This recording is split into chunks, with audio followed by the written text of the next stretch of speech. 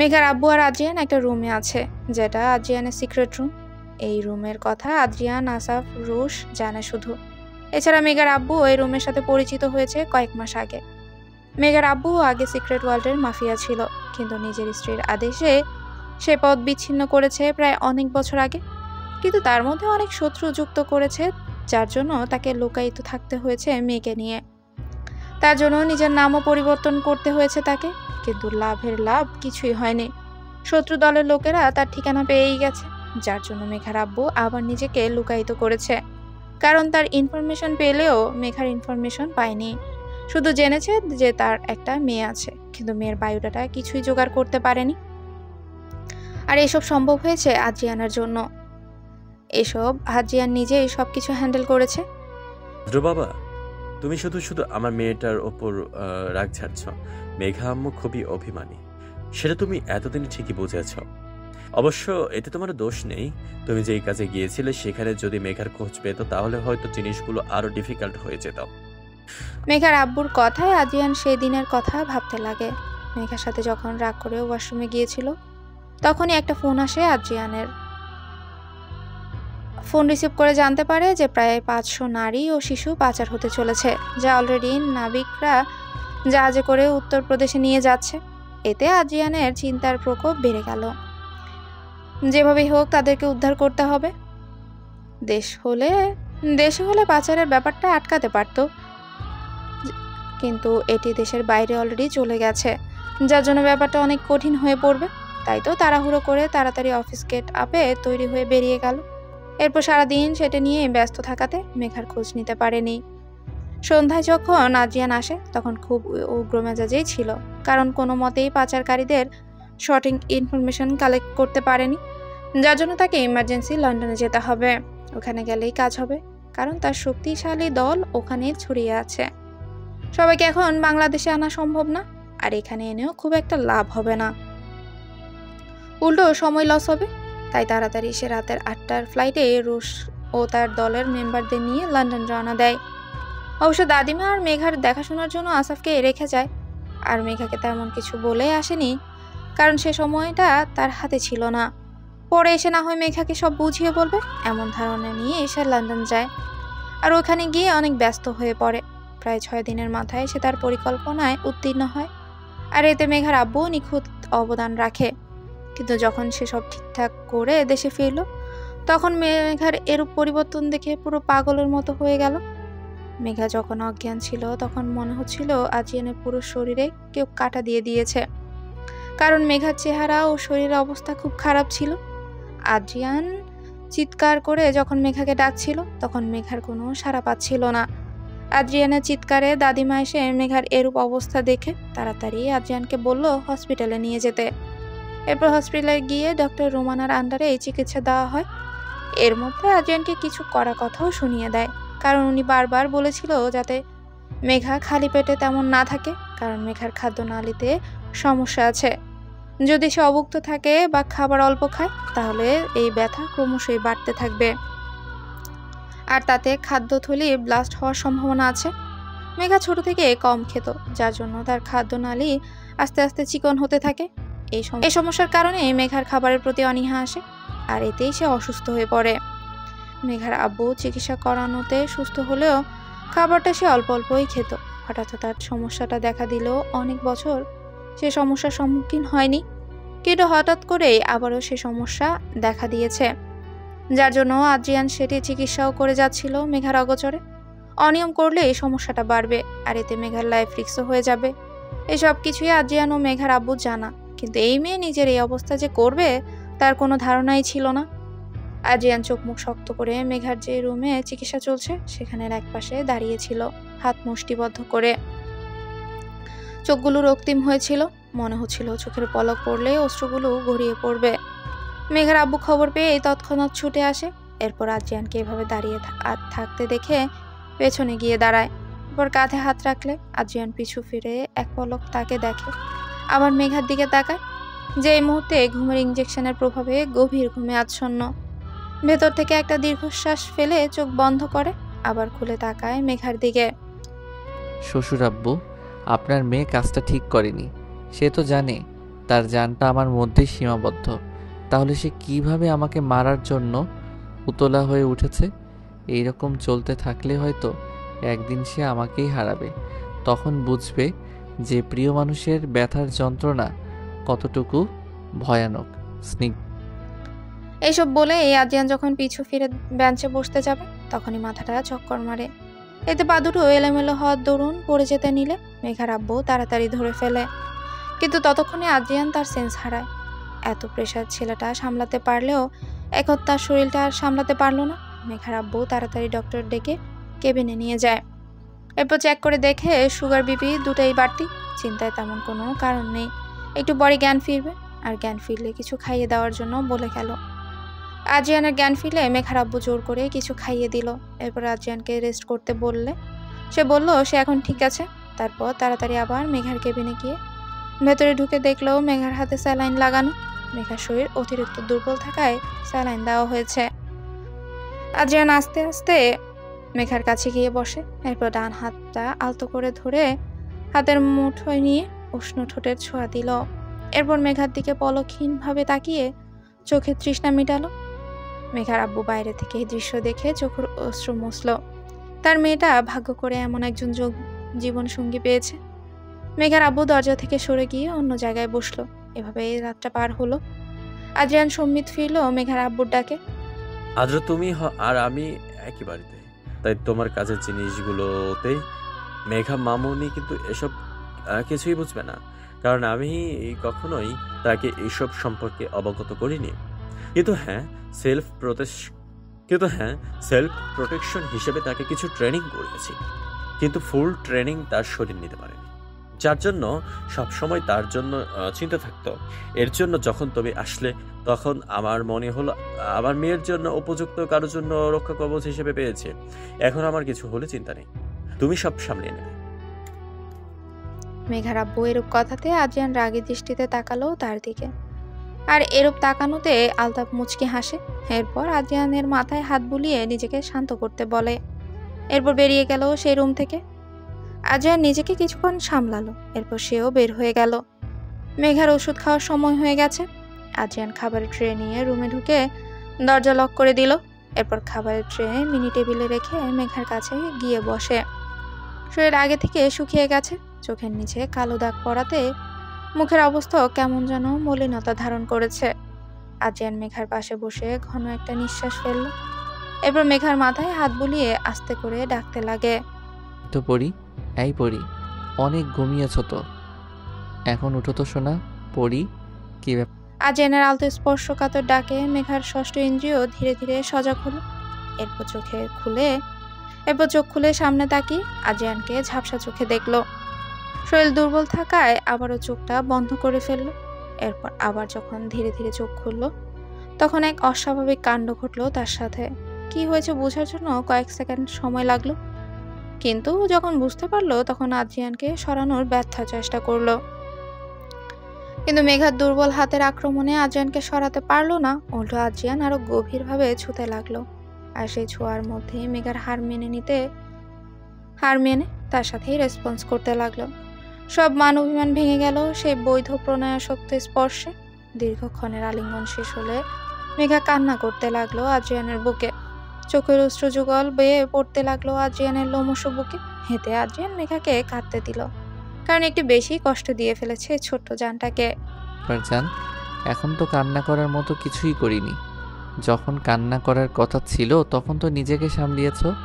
এখন তো ব্যথা পাওয়ার মতো কিছুই করিনি, তাহলে এখন কান্না করছো কোন কারণে সোনা? যাক। আজিয়ানের এরূপ কথা আবার তাই ভীষণ লজ্জা পেল মেঘা। হেতে আজিয়ান বুকে চোখ মুখ ঢেকে বলল, ভীষণ অসভ্য আপনি। বাবা, আমি আর কি অসভ্যতম করলাম? আর বউয়ের কাছে অসভ্য না হলে কি জাতি আমাকে এই সমাজে রাখবে? একদম করবে না। আজ প্রায় 1 সপ্তাহ হলো মেঘার এইচএসসি এক্সাম শেষ হয়েছে। মোটামুটি ভালোই এক্সাম দিয়েছে।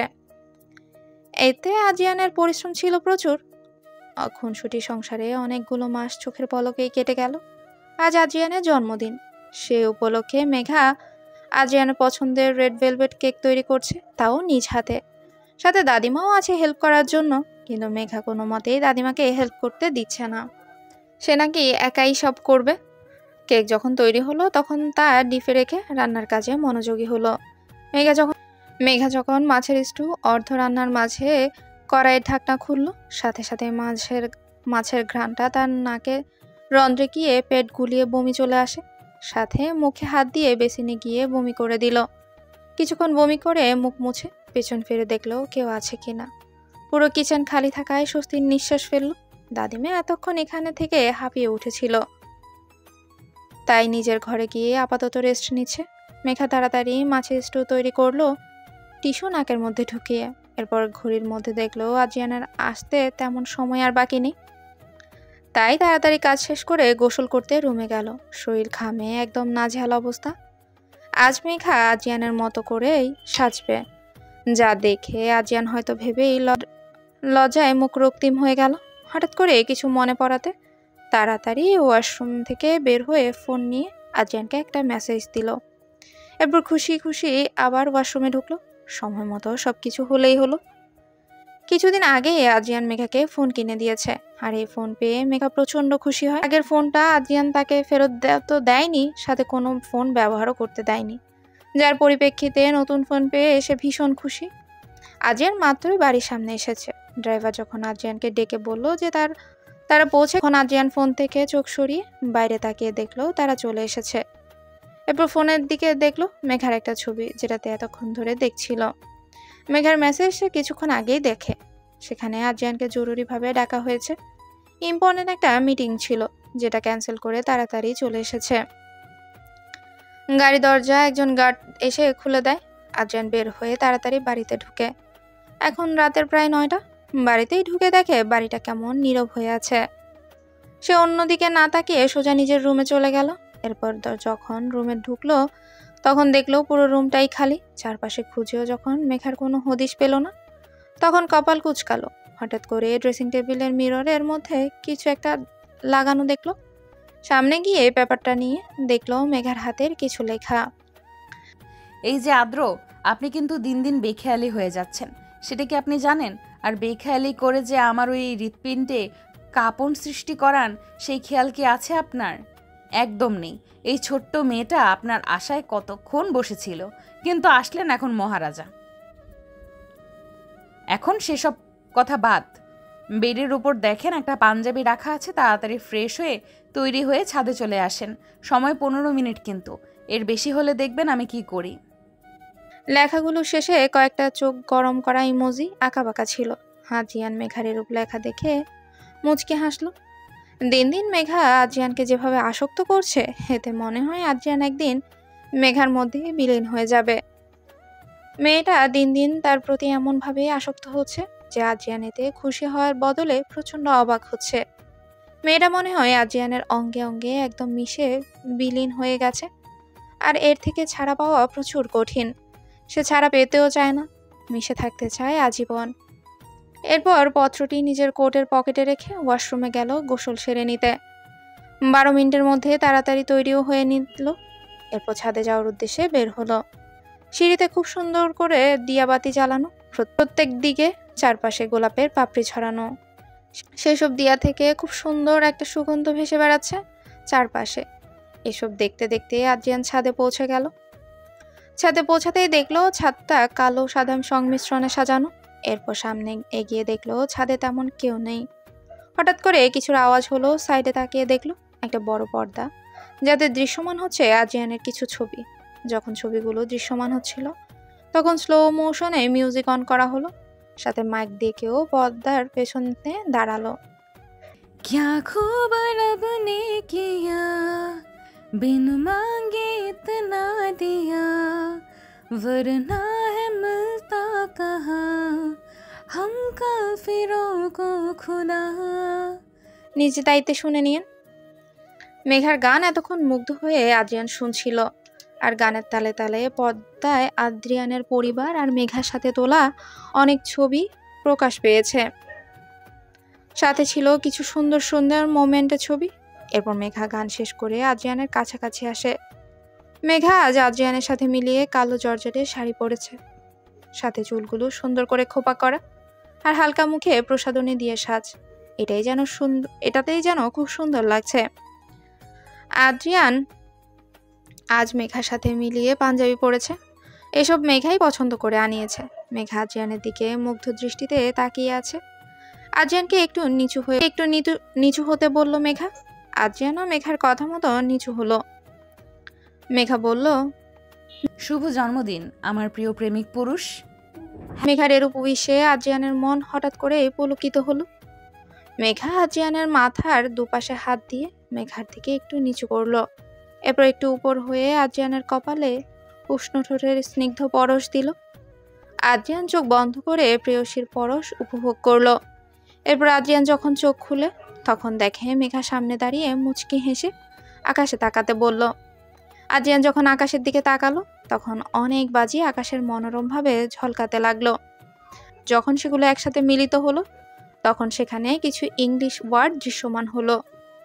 যখন সবগুলো ওয়ার্ড স্পষ্ট হলো তখন সেখানে হ্যাপি বার্থডে ডিয়ার হাজব্যান্ড লেখাগুলো দৃশ্যমান হলো। আদ্রিয়ান অবাক নয়নে সবকিছু দেখছে। এরপর হঠাৎ করে ছাদে বাজি ফোটানোর মতো আওয়াজ হলো। আওয়াজ অনুসরণ করতেই দেখতে পেল সবাই একসাথে মিলিত হয়ে আদ্রিয়ানকে উইশ করছে। এরপর একে একে সবার সাথে মিলিত হয়ে বাবা মা মারা যাওয়ার পর থেকে আদ্রিয়ান কোনো সময় নিজের জন্মদিন সেলিব্রেট করেনি। কখনো বাড়ির কেউ সেলিব্রেট করতে চাইলেও আদ্রিয়ান এক ধমক দিয়ে সবাইকে বারণ করে দিত। এরপর থেকে আর কখনো কেউ সাহস করেনি জন্মদিনের আয়োজন করার। আর এইসব কিছুই মেঘা শুনেছে দাদিমার থেকে। তাই তো সে জিদ ধরেছিল যে এবার আদ্রিয়ানের জন্মদিন সে নিজে আয়োজন করবে। বকা দিলে দিবে তাকে, তাতে কি। এখন তার জন্য কিছুই না। এই কয়েক মাসে বকার উপরেই ছিল, কিন্তু তবুও আদ্রিয়ান যে যথেষ্ট ভয় পায়। আর যদি কিছু বলেও ভয় পাবে না সে, ফেলেও ভিতরে ভেতরে রাখবে, বাইরে প্রকাশ করবেই না। কিন্তু সবাইকে অবাক করে দিয়ে আদ্রিয়ান সবার সাথে স্বাভাবিকভাবেই সেলিব্রেশন করছে।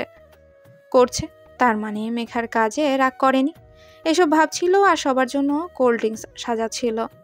আদ্রিয়ান আপাতত ছাদের কর্নারে গিয়ে নিশির হাজবেন্ডের সাথে কথা বলছে, কিন্তু তার চোখ সবসময় মেঘার দিকেই ফলো করছে। মেঘার দিকে তাকিয়ে দেখলো মেঘার চোখ মুখ কেমন ক্লান্ত ক্লান্ত লাগছে। তাই তো আদ্রিয়ান যখন মেঘার কাছে যেতে নিবে তখন তার একটা কল আসে। গুরুত্বপূর্ণ দেখে মেঘার দিকে না গিয়ে অন্যদিকে গিয়ে কথা বলতে লাগলো।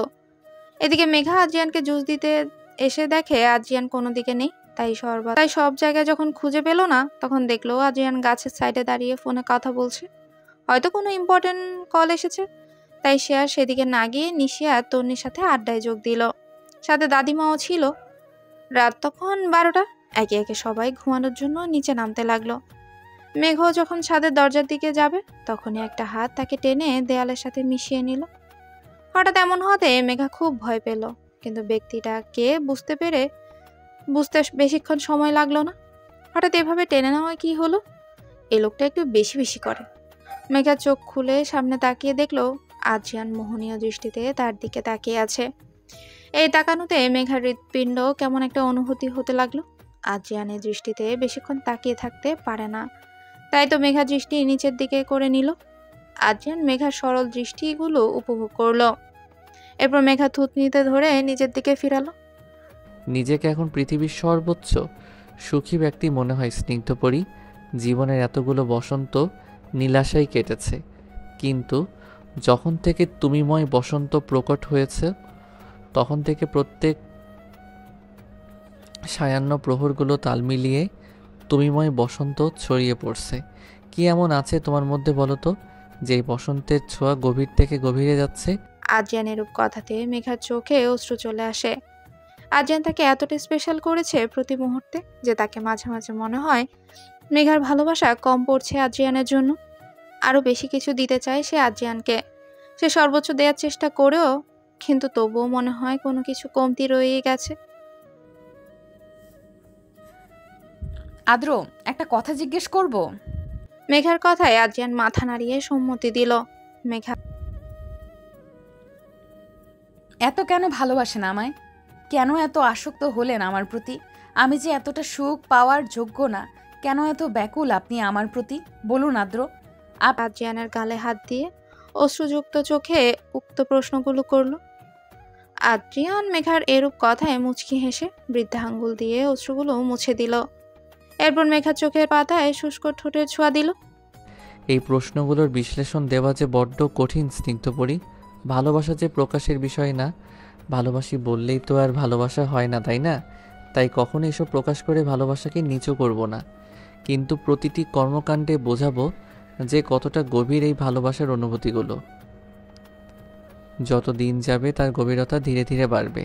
বাড়বে তোমার প্রতি আমার আসক্তিময় ভালোবাসা, কিন্তু প্রকাশ্যে নয়। আর তোমাকে পাওয়া হচ্ছে আমার শ্রেষ্ঠতম সুখ, যা আমি প্রতিটি ক্ষণে ক্ষণে অন্তরালে মিশে যাচ্ছি। তাই নিজেকে কখনো মূল্যহীন ভাববে না, কারণ তুমি পুরোটাই একটা মানুষের জন্য খুবই মূল্যবান, আর সে মানুষটা হলো তোমার অর্ধাঙ্গ। তাই কখনো নিজেকে গুরুত্বহীন ভাববে না। আজ আদ্রিয়ানের এরূপ কথা শুনে মেঘা আদ্রিয়ানকে শক্ত করে জড়িয়ে ধরলো। আদ্রিয়ানও মেঘাকে নিজের বাহু ধরে আবদ্ধ করলো। মেঘা কিন্তু আমার বার্থডে গিফট হিসেবে তোমাকে নিজের সাথে মিশিয়ে নিতে চাই। দেবে কি অনুমতি আমায় নতুন করে আবার তোমাকে ভালোবাসার, তোমার নেশার ছোঁয়ায় আলিঙ্গন করতে দেবে কি আমায় জান? খুবই লজ্জা পেল এসব কথা শুনে, তাই আদ্রিয়ানের বুকে হালকা একটা কামড় দিল। আর এতেই আদ্রিয়ান মেঘার সম্মতি পেল। আদ্রিয়ান আর দেরি করলো না, মেঘাকে কোলে নিয়ে নিল। এরপর ছাদ থেকে নেমে নিজেদের কক্ষে ফিরে গেল। আজ আসাফ আর তন্নির বিয়ে। অনেক কষ্টের বিনিময়ে আসাফ তন্নিকে নিজের প্রেয়সী হিসেবে পাচ্ছে। এর জন্য কম কাঠখড় পোহাতে হয়নি। তন্নি শুধু একটা কথাই বলেছে, সে প্রেম বিষয়ে কোনো কিছু করতে ইচ্ছুক নয়। যদি কোনো সম্পর্ক বানাতে চাই তাহলে তার পরিবার ও আসাফের পরিবারের সম্মতি নিয়ে নিজের অর্ধাঙ্গিনী বানাতে হবে। এরপর না হয় প্রেম করা হবে। একবার একজনকে বিশ্বাস করে ঠকেছে, আর ঠকতে চায় না সে তো ডিসিশন নিয়েই নিয়েছিল যে সে কখনো কাউকে নিজের জীবনের অর্ধাঙ্গ হিসেবে জড়াবে না। কিন্তু আসাফের কয়েক মাস তাকে এতটা স্পেশালভাবে নিজেকে উপলব্ধি করিয়েছে যে আবার তাকে নিজেকে নিয়ে ভাবতে হয়েছে। কিন্তু সে অবাক হয়েছে তখন যখন আসাফকে এসব বলার পরদিনই আসাফ তার পরিবার নিয়ে হাজির হয়েছে। সাথে আদ্রিয়ান ও মেঘাও ছিল। তন্নির মা বাবা আসাফকে খুব পছন্দ করে, আর তার 1 সপ্তাহ পরেই তাদের বিয়ে ধার্য করা হয়। সেই বিশেষ দিনটি আজ। তন্নি বউ সেজে স্টেজে বসে আছে, সাথে মেঘা, তন্নির কাজিন, বান্ধবীরাও আছে। সবাই খুব মজা করে আড্ডা জমাচ্ছে। আর একটু পর পর তন্নিকে লজ্জাজনক কথাও বলছে। তন্নিও সে লাজুক বরণ কথা শুনে তার দৃষ্টি লাজুকতায় ছেয়ে যাচ্ছে। আজ মেঘা খুব সুন্দর করে সেজেছে। আসাফকে সে তার আপন ভাইয়ের মতো শ্রদ্ধা করে, আর তন্নি তো তার বেস্ট ফ্রেন্ড। তার আনন্দ যেন দ্বিগুণভাবে উৎসাহিত হচ্ছে। কিন্তু তার আনন্দে ব্যাঘাত ঘটাতে যে একজন তো সব সময় থাকে। এই যে মেঘার সাথে দুজন কেয়ারটেকার দিয়ে রেখেছে, কখন কি মেঘার লাগবে তা তদারকি করার জন্য। অবশ্য মেঘা এতে বিরক্ত হয় না, কারণ আদ্রিয়ানের এরূপ কাজ করাটা যুক্তিযুক্ত। মেঘা 3 মাসের অন্তঃসত্ত্বা। ডক্টর এখনই মেঘাকে কনসেপ্ট করার যুক্তিগত মনে করছে না। মেঘার শরীরে এখন খুব দুর্বল। প্রেগনেন্সিতে অনেক ধরনের সমস্যা হতে পারে। এসব শুনে আদ্রিয়ান মেঘাকে বলেছিল বাচ্চা না নিলে ভালো হতো। তার যদি কিছু হয়ে যায় তখন আদ্রিয়ান কি করবে? দরকার হলে পরে আবার বেবি নেবে। কিন্তু মেঘা তো মেঘাই। মেঘা আদ্রিয়ানের এরূপ কথা শুনে প্রচণ্ড কষ্ট পায়, কারণ আদ্রিয়ান তাদের ভালোবাসার অংশকে রাখতে চাইছে না। এ নিয়ে অনেক মনোমালিন্য হয় আদ্রিয়ানের সাথে। প্রায় 1 সপ্তাহ মেঘা আদ্রিয়ানের সাথে কথা বলেনি। আদ্রিয়ান যখন দেখলো মেঘা জিদ ধরেই বসে আছে, তখন সেও মেঘার কাছে হার মানল।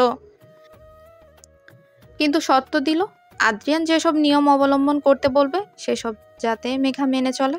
মেঘাও এতে রাজি হয়ে যায়, কারণ এরপর থেকেই শুরু হয় আদ্রিয়ানের কেয়ারিং টর্চার।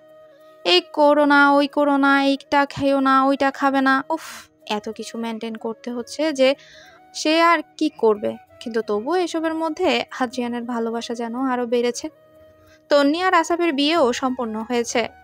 কিছুক্ষণ পরেই তারা আসাফের বাড়ির উদ্দেশ্যে রওনা দিল। মেঘারও যাওয়ার ইচ্ছে ছিল, কিন্তু শরীরটা হঠাৎ খারাপ হয় আদ্রিয়ান তাকে আর যেতে দেয়নি। একদম বাড়িতে নিয়ে আসে। মেঘা ড্রেস চেঞ্জ করে দিয়ে ফ্রেশ করিয়ে খাইয়েও দিল। মেঘা অবশ্য ওখানে কিছু খেতে পারেনি, তাই তো আদ্রিয়ান নিজের হাতে কিছু হালকা খাবার তৈরি করে মেঘাকে খাওয়াতে লাগলো। আদ্রিয়ানকেও মেঘা খাইয়ে দিল। এরপর মেডিসিন খাইয়ে মেঘাকে বুকে নিয়ে আদ্রিয়ান শুয়ে পড়ে। মেঘার মাথায় হাত বুলাতে বুলাতে দুজনই ঘুমের দেশে পাড়ি দেয়। অপারেশন থিয়েটারের সামনে লাল রঙের বাতি জ্বলছে, তার সাথে ক্ষণে ক্ষণে মেঘার চিৎকারের আওয়াজ আসছে। এখন রাত প্রায় 3টে। হঠাৎ করে মেঘার পেন শুরু হতে থাকে। আদ্রিয়ান তখন ঘুমেছিল। মেঘার ফুফানো কান্নার আওয়াজ শুনে তাড়াতাড়ি উঠে দেখে মেঘা ব্যথায় চোখ মুখ খিচে বন্ধ করে আছে। আদ্রিয়ান তখন দিক বেদিক ভুলে মেঘাকে সামলাতে লাগে। আদ্রিয়ান তাড়াতাড়ি ফোন করে মেঘার ডক্টরকে পরিস্থিতির কথা বলে ডক্টর ইমার্জেন্সি ওদেরকে হসপিটালে আসতে বলে। আদ্রিয়ানও আর দেরি করলো না, মেঘাকে কোলে নিয়ে হসপিটালের উদ্দেশ্যে রওনা দিল। সাথে দাদিমাকেও নিল। পথিমধ্যে আদ্রিয়ান নিশু আর তন্নিকেও খবর দিল। সবাই সাথে সাথে রওনা দিল। আদ্রিয়ান পায়চারি করছে আর আল্লাহর কাছে দোয়া চাইছে। কিছুক্ষণ পর বাচ্চার কান্নার আওয়াজ শুনতে পেল। আদ্রিয়ান বাচ্চার কান্নার আওয়াজ শুনে কান্না করে দিল। নার্স বের হলো হাতে তোয়ালে পেঁচানো এক নবজাতক শিশুকে নিয়ে। স্যার, আপনার পুত্র সন্তান হয়েছে। নার্সের কথা শুনে আদ্রিয়ান কোলে থাকা সদ্য জন্মানো নবজাতককে দেখার আগেই আমার ওয়াইফ কেমন আছে? নার্স কিছু বলার আগেই ডক্টর রেয়ানা বের হলো হাসি মুখে। আদ্রিয়ান, মেঘা একদম সুস্থ আছে, শুধু একটু দুর্বল। আর হ্যাঁ, এখন থেকে শুধু মেঘার যত্ন নিলে হবে না, আমার এই ফুটফুটের গ্র্যান্ড চাইল্ড আরও ঠিকভাবে কেয়ার করতে হবে। তা না হলে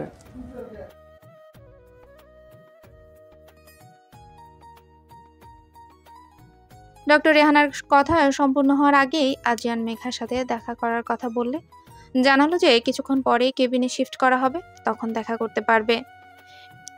এদিকে বাচ্চাকে নিয়ে অলরেডি সবার মাতামাতি করছে। আদ্রিয়ান বাচ্চাকে কোলে নিতে ভয় পাচ্ছে, কারণ খুব ছোট্ট বাচ্চা, যদি ব্যথা পায়। আদ্রিয়ানের মনোভাব দেখে দাদিমা ঠিক করে নিয়ে আদ্রিয়ানের কোলে দিল। বাচ্চাটা কোলে নেওয়া মাত্রই ওর আওয়াজ করতে লাগলো।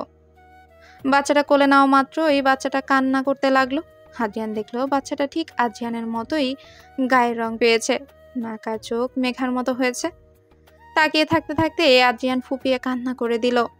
এরপর বাচ্চাটার কপালে উষ্ণ ঠোঁটে ছোঁয়া দিল। এরপর কানের কাছে মুখ নিয়ে কিছু দোয়া পড়ে পুরো শরীরে ফু দিল। আদ্রিয়ানের কাণ্ড দেখে সবাই খুব অবাক, সাথে চোখের খুশি পানি। দাদিমা দেখো, আমার আর স্নিগ্ধপরীর অংশ কি ছোট্ট না? ওকে আমি আদর করব কি করে? স্নিগ্ধপরী ওকে নিবে কি করে? যদি ব্যথা পাই তাহলে? আদ্রিয়ানের কাণ্ড দেখে সবাই খুব অবাক, সাথে তাদের চোখেও খুশির পানি। এরপর আরো অনেক কথা বলতে লাগলো। দাদিমাও একে একে আদ্রিয়ানের পাগলামো দেখছে আর হাসছে। ছেলেটা বাবা হয়ে গেছে, কিন্তু দেখো ছোট বাচ্চাদের মতো আচরণ করছে। পেটের নিচের দিকে চিনচিন ব্যথার আভাসে মেঘার ঘুম ভেঙে গেল। চোখ মুখ কুচকে চোখ খুলে দেখলো আদ্রিয়ান তার দিকেই তাকিয়ে আছে। চুলগুলো এলোমেলো, শার্টের বোতাম দুইটা খোলা, চোখের অবস্থাও শোচনীয়। কান্না করেছে খুব হয়তো। মেঘার হঠাৎ করে চোখে পানি চলে আসলো আদ্রিয়ানের এরূপ অবস্থা দেখে। আদ্রিয়ান মেঘা চোখের পানি মুছে দিয়ে কপালে ঠোঁটের স্পর্শ দিল। জান, আজ কান্নার দিন নয়, আজ আমাদের সুখের দিন। আজ তুমি আমাকে পরিপূর্ণ করেছো জান, বাবা হওয়ার স্বাদ দিয়েছো। তুমি যবে থেকে আমার জীবনে এসেছো তবে থেকে আমার সম্পূর্ণ জীবনটা রঙিন প্রজাপতির মতো রং ছড়িয়ে যাচ্ছে। এত এত সুখ আমি কই রাখবো বলো তো সোনা? চোখে আদ্রিয়ান হেসে হেসে কথাগুলো বলল। মেঘা আদ্রিয়ানের হাত ধরে নিজের গালে ছুঁয়ে দিল। আপনি নিজেই একজন রঙের রাজা, তাই তো আমার জীবনে এসে এতটা স্পেশালভাবে রং ছড়িয়েছেন যে নিজেকে পৃথিবীর সবচেয়ে সুখী মানুষ মনে হয়। মনে হবে কি আমি আপনাকে পেয়ে জীবনের শ্রেষ্ঠ জিনিস অর্জন করেছি। আদ্রিয়ান মেঘার কথা শুনে মেঘাকে হালকা আলিঙ্গন করলো। এর মাঝে দাদিমা বাচ্চাকে নিয়ে ঢুকলো, সাথে তন্নি, আসাফ, নিশি, রুশ। তন্নিও 3 মাসের অন্তঃসত্ত্বা। নিশিরও ছেলে হয়েছে, নাম আয়ুষ। তার বয়স 3 মাস। নিশির হাজব্যান্ডের কাছে তার ছেলে ঘুমোচ্ছে। দাদিমা মেঘার পাশে বাচ্চাটাকে মেঘার কোলে নিতে বলল। ফিডিংয়ের সময় হয়েছে, তাই আদ্রিয়ান মেঘাকে উঠতে সাহায্য করলো। মেঘা ভালোভাবে বসলে দাদিমা বাচ্চাটাকে মেঘার কোলে দিল। মেঘা বাচ্চাটার স্পর্শ পেয়ে কান্না করে দিল। মা হওয়ার অনুভূতি বুঝি এতটা সুখকর হয়। আজ সে পুত্র সন্তানের জননী। কাপা কাপা ঠোঁটে আদ্রিয়ানের দিকে তাকিয়ে বলল, আমাদের নীলাদ্র। মেঘার কথায় আদ্রিয়ান অশ্রু চোখে মাথা নাড়ালো। মেঘা হাসি মুখে তার ছেলেকে আদর করতে লাগলো। একে একে সবাই এসে মেঘাকে আর আদ্রিয়ানকে কংগ্রেচুলেশন করলো। এরপর সবাই বের হয়ে গেলে নার্স এসে মেঘাকে ঠিকভাবে শুইয়ে দিয়ে বাচ্চাকে ফিডিং করাতে লাগলো। মেঘার শরীর দুর্বল থাকায় ফিডিং করিয়ে ঘুমিয়ে পড়ল। আদ্রিয়ান এসব দেখে তৃপ্তির একটা নিঃশ্বাস নিল। আজ থেকে তার দায়িত্ব আরও বাড়ল। এখন থেকে সে ভালো স্বামী আর বেস্ট বাবা দুটোর দায়িত্ব পালন করবে। ভবিষ্যতে চিন্তা করতে থাকলেও সে কিভাবে সব কিছু গোছাবে। এসব চিন্তা ভাবনা করতে করতেই সেও মেঘার পাশে গিয়ে শুয়ে পড়ল। বড় ক্লান্ত লাগছে। কেবিনের বেড বড় থাকায় তেমন কোনো সমস্যা হলো না। আদ্রিয়ান মেঘার মাথায় হাত বুলাতে বুলাতে ঘুমিয়ে পড়ল। মেঘার ঘুম একটু হালকা হলে চোখ খুলে দেখলো আদ্রিয়ান তাকে বুকে নিয়ে শুয়ে আছে। মেঘা একবার নীলাদ্রের দিকে তাকিয়ে দেখলো বাচ্চাও দোলনায় ঘুমোচ্ছে।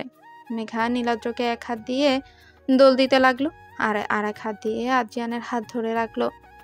এরপর ওভাবেই আবার ঘুমিয়ে দেশে পাড়ি দিল। প্রত্যেক ভালোবাসা যদি এত মিষ্টির হয় তাহলে সব ভালোবাসা নেশাময় ভালোবাসার মতোই আসক্ত হবে। প্রকৃতির স্নিগ্ধ ভালোবাসাগুলো এভাবেই যাতে পরিপূর্ণ হয়, তাহলে এই প্রকৃতি হবে আলোকিত সুচ্ছল।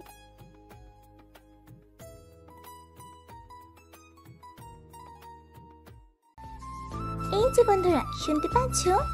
প্রতিদিন নিত্য নতুন রোমান্টিক ভালোবাসার গল্প পেতে আমাদের ভয়েস অফ এমডি সাগর চ্যানেলটি সাবস্ক্রাইব করে পাশে থাকা বেল আইকনে ক্লিক করো না প্লিজ। আর হ্যাঁ, গল্পটি যদি ভালো লেগে থাকে তাহলে লাইক কমেন্ট শেয়ার করতে ভুলবে না, কেমন? ধন্যবাদ।